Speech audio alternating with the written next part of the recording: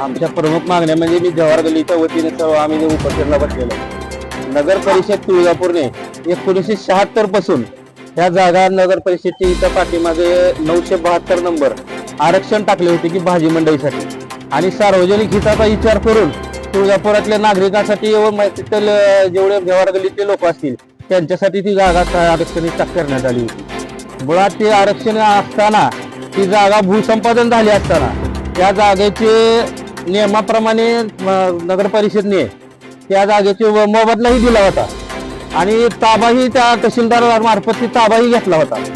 एवढं सगळं असताना तिथील जे अध्यक्ष आहेत जंगमठ ट्रस्टचे त्यांनी आणि इथले काही आपले अधिकारी जे नगर रत्नाकार आहेत आणि आपले संगले साहेब म्हणून यांनी मिळून दिशाभूल करून नगर रत्नाकारला पत्र पाठवले की ही जागा वापरात नाही किंवा या जागेवर काही सध्या ओपन आहे, खुली आहे जागा.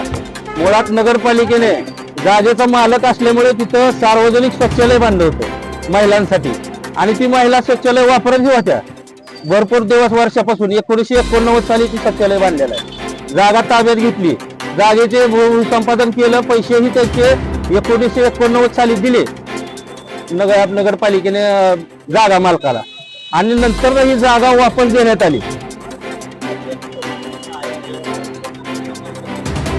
सध्याची परिस्थिती म्हणजे त्याचा भूसंपादन झालेला आहे, आवाड झालेला आहे, पैसे भरलेले आहेत, नगरपालिकाच मालक आहे त्याची. त्या जागेवर जी बांधकाम झाले ती बेकायदेशीर झाले, त्या बांधकामाचा परवाना रद्द करावा आणि सदर जागा आमच्या सार्वजनिक लोकांसाठी नागरिकांसाठी देण्यात यावी ही आमची मागणी आहे. आता सध्या आम्हाला सीओ साहेबाबरोबर चर्चा झालेली आहे. त्यांनी आल्यानंतर कागदपत्र डॉक्युमेंट बघून आम्ही काय असेल की तुम्हाला निर्णय देतो म्हणले, लगेच लिखित तक्रार देतो म्हणले तुम्हाला. पुढची दशा आम्ही याच्यापेक्षा तीव्र आंदोलन करणार आणि शेवटी न्यायालयावर आमचा विश्वास आहे. आम्ही न्यायालयात जाणार ह्याच्यात की बाबा या जागेचं भूसंपादन झालेलं आहे, सगळं काबीज झालेलं आहे, तरी देखील ही जागा मूळ मालकाच्या पदरात दिलेली आहे. काय झालं? बांधकाम व्हायच्या अगोदर तक्रार दिलेली आहे तरी देखील नगरपालिकेने दखल घेतलेली नव्हती.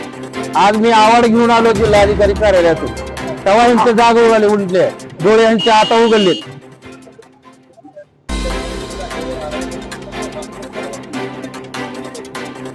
यांनी नगर परिषदनं काय केलं की मूळ मालकाच्याच नावानं जागा राहिल्यामुळे कागदपत्री आणि मुळात म्हणजे त्या जिल्हाधिकारी कार्यालयामधले कागद लपवून दडवून बाकीचे दुसरे कागद दाखवून परवाना घेतलेला आहे.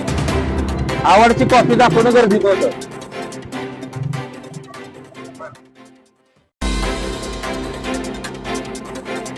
आहे आणि या जागेमध्ये आधी पहिल्यांदा शौचालय होते ते आता सध्या बंद आहे आणि आमच्या सर्वांची एवढीच इच्छा आहे की त्या जागेमध्ये एक छोटं सभागृह असावं आणि हा विषय मी 2-3 वेळेस नगरपालिकेच्या मीटिंग मध्ये मांडला होता.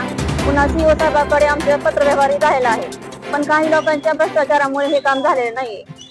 तर मी स्वतः प्रभाग क्रमांक 10 ची नगरसेविका प्रियंका विजय गंगणे मी स्वतः आधी आणि ह्या सर्वांच्या मदतीने तिथे सभागृह बांधणार आहे.